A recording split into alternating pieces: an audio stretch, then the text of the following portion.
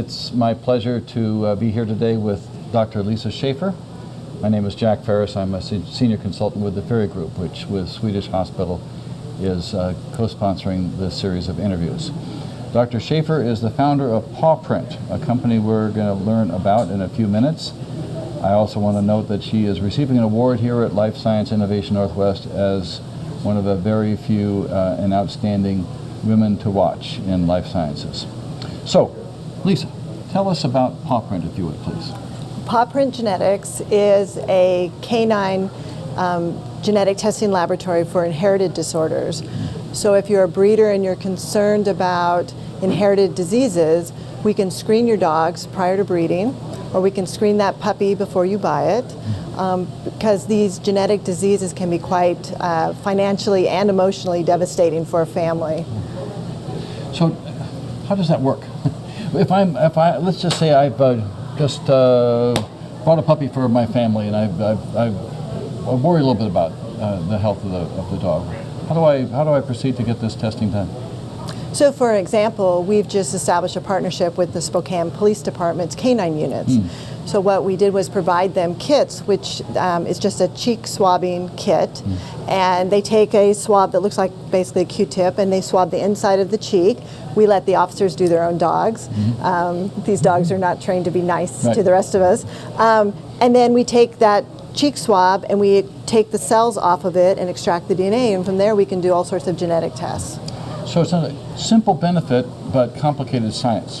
Where does the science come from? So we're doing sequencing. So now that the canine genome has been sequenced, we can actually look at the sequences of each of these individual genes and look for the mutations that we know cause disease. Hundreds of years ago or thousands of years ago, when these breeds were established, people identified certain traits in dogs that they desired. But unfortunately, as they bred these dogs and had fewer and fewer dogs that they used for the breeding, they also carried along genetic diseases. So some of the diseases we test for are breed specific, and some of the diseases we test for are actually found in all dogs. So it really depends on the disease. How's the venture going? This is a fairly new enterprise, right? Yes, we were established in September of last year, and we developed our tests, and then we validated the tests by collecting specimens on 165 different breeds of dog. And then we actually launched our services in April of this year. And the response of the marketplace is? It's been tremendous, both from dog owners, dog breeders, as well as the working dog service type organizations and government agencies. It's really been wonderful, the support and the understanding that this actually increases the value of the dog and should increase the longevity of the dog for what your specific purpose is, whether it's, seeing eye dog or police work, or perhaps a show dog or a breeding dog, or just a family pet, and you want to make sure that that dog's not going to have certain disorders like seizure disorders, blindness. I mean, really anything that can happen in humans can also happen in dogs. Do you come across any people with qualms about this pretty new field of understanding the role of genetics in breeding, and or any misconceptions that you'd like to address? Well, I think for the most part, people that we've interacted with are very fascinated by what we can do. And what we have to do is take a step back and tell them what we can't do. So what we can't do are complex traits like hip dysplasia. We hope that someday we'll be able to tell you whether your Labrador will develop hip dysplasia, but right now the genes are unknown because it's probably a complex disease caused by a combination of multiple genes and maybe even with environment. So there's certain things that we can't do, and that's our biggest barrier right now is getting people to understand what we can do versus what we can't do for them. When we first visited some years ago, you were in a different but related field of endeavor. The focus on canine marketplace is new, I think. Do you see application of these technologies to other arenas besides human health? Absolutely. I mean, I learned so much with my previous company where we were dedicated to understanding the genomics of children with developmental disabilities, but now I'm applying that knowledge to the canine world, and the dogs are quite fascinating, again, because of this selective breeding that humans have done, fix the genes in many of these highly inbred dogs, and so each dog is almost like working on really a different species, even though it's all the same species. So for me, it's a challenge. It's much different than what I did before, and I love a good challenge. Good, I'm sure you do. I know you do. Well, here we are at Life Science Innovation Northwest. It's really great to have Paw Print, which is in a different sector than many here. Tell me about what draws you to be part of this conference, and your thoughts about the value of this sort of getting together. Well, with my previous company, I'm a human geneticist, so it was very easy for us to get into the marketplace because I was my own customer. Here, it's different. The population of breeding dogs is 17 million breeding dogs. So how do you get to your potential customers? So what I'm hoping to get out of this conference is to identify potential partnerships with other companies that are also serving the veterinary market, and maybe discuss how we can maybe meet customers' needs together. So I'm really looking for partnership opportunities being here. And you're also part of the Washington Biotechnology Biomedical Association, serving on the board.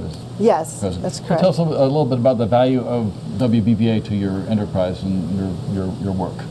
Well, the WBBA continues to be very important to us, both in their lobbying efforts, their ability to inform us about regulations, to help with certain tax structures in the state, informing us on the national level. So I learned a lot just being part of the WBBA. That's great. So if folks out there would be interested in learning more about Paw Print, I found it pretty easy to find through a simple search. You are available for contact through your website? Absolutely, and we're on a lot of different social media sites, so you can find Paw Print Genetics either through a web search or LinkedIn or Facebook, or we even tweet. So we're trying it all. You know, it's a new game for us. And again, just as a sort of a summary, what is the one point you'd like people most to understand about Paw Print and what you were able to deliver? Well, Paw Print Genetics, we're located in Spokane, Washington, and I think it's an important point to make that the eastern side of the state has a lot of biotechnology going on as well. And it's a wonderful place to establish a company. We have lots of talent coming out of the 4 universities that are in our area. We never have trouble hiring in our area. So it was a great place for my first company, and it's a great place to have Paw Print Genetics. And we're a national reference laboratory. So even though we're in Spokane, Washington, we serve the entire U.S. and Canada. Do you have plans for the next phase of Paw Print? Or are you pretty much focused, I know it's early days still, on the canine arena? Well, it's very early for us, and right now we're doing disease-specific testing, but we're sort of toying with the idea, since the whole genome's known and we can do whole genome sequencing. I wonder if, customers would be willing to pay to have their whole genome sequenced of their dog, just like now a person can get their genome sequenced. So we're sort of thinking about that. What are the benefits of actually having your dog's whole genome sequenced? Because it's one of those quandaries in a business. Just because we can do it doesn't mean we necessarily should, or that somebody will actually pay for it. But if you were to do it, and I remember when doing a human genome was a pretty big deal, scientifically and financially, what would be likely to be the brackets around the cost of having my pet dog's genome sequenced? Well, that's what we have to figure out. I mean, currently it's expensive. It's about $9,000 to sequence a genome. If we can bring the cost down, which of course the companies that supply reagents have to help us with that, but if we can bring the cost down, I don't know. I mean, would you have your dog sequenced for $500? First, I'd have to have a dog. Right. Well, this is a lively exploration into a new facet of life sciences here in the state of Washington and the Northwest, and appreciate your taking your time, and congratulations on your recognition as a woman to watch. Thank you. And on the progress of Paw Print. That's very exciting, and another example of the kind of innovation that we're seeing at Life Science Innovation Northwest.